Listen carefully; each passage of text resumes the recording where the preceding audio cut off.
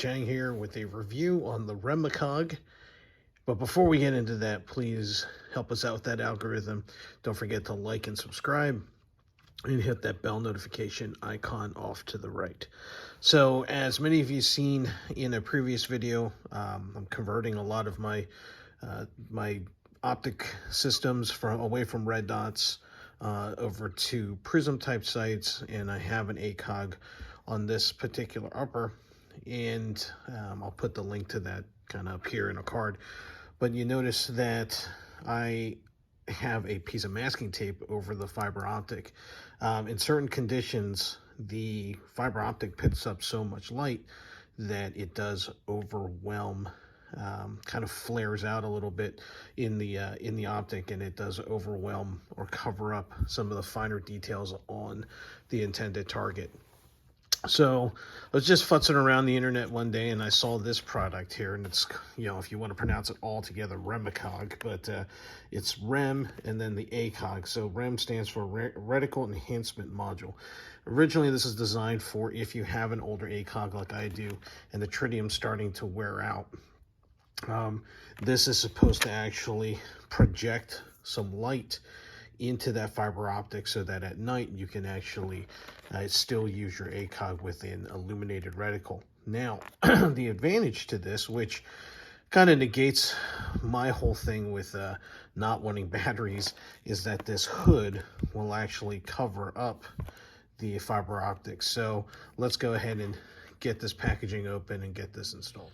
All right, so I stripped off the masking tape that's been on there a long time. There's some residue on there. So I took this out of the package. It does come with a set of directions and an Allen key. Allen key is there for that bolt there, because this just clamshells on. Didn't see an extra battery at all. So when I opened, under a lot of spring tension there, does come with a Duracell 2032 battery already installed, which is kind of nice.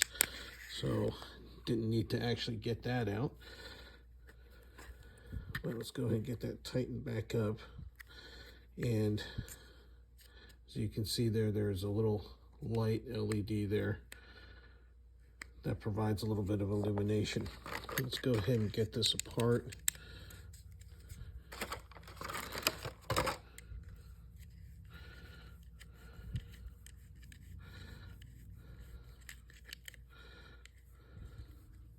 Now, this is plastic.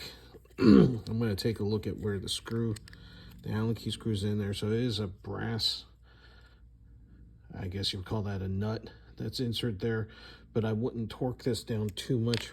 I will probably put some Loctite in on the screw just so that it doesn't vibrate loose. Let me see if I can get this out anymore.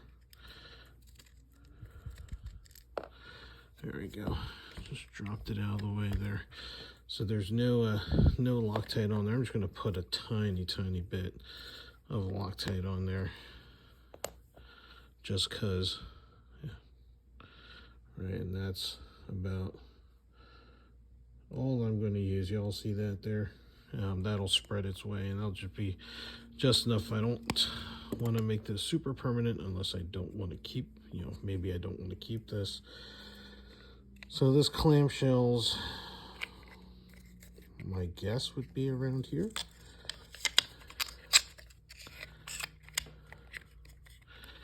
And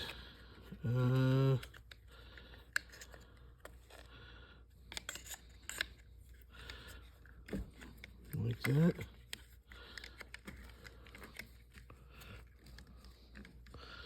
Looks like, I don't know if you guys can see that in there, right in that spot. Okay. Drop that down in there.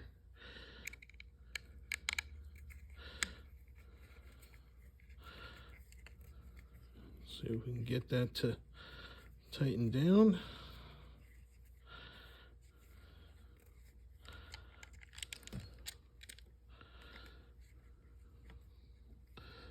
All right, it's finger tight. Well, let me get it to stop spinning here. Okay. I don't recall seeing any torque specs in here, so I'm going to finger tighten it using the upright part of the Allen key. Right, that's as far as it'll go. I don't know if I really want to put the extra leverage on it using the long side. So, because it is plastic and it does look like that's a press fitting. So let's get this out to the range and we'll see how it works. All right, so I'm back from the range. I forgot my camera. So I just wanted you guys to show y'all, and I apologize. I'm not real good with finding the reticle through these things, but I'm here twisting the knob and you can see the brightness change. So you can barely just make out the dot that's right there. That's just with a very little bit of exposed fiber optic and available light, but that's at the brightness setting there, so you can see where it is, and I can vary the brightness settings. So there you go. So this definitely works for what it is. I don't know if I'm going to keep this on here again. My whole goal with switching to this type of optic is the fact that I didn't need batteries, especially in an austere situation where you couldn't get batteries. That might be a concern. The tritium is still good in this, so in dark conditions I can still get a reticle. But it is kind of nice to be able to manage brightness settings. So I'm going to shoot this a little bit more and then make an ultimate decision after a while here. So there you go. Not sure if any of y'all have seen this before, but if you have, might be an option for you if you have one of the older ACOGs and that tritium is starting to get real dim.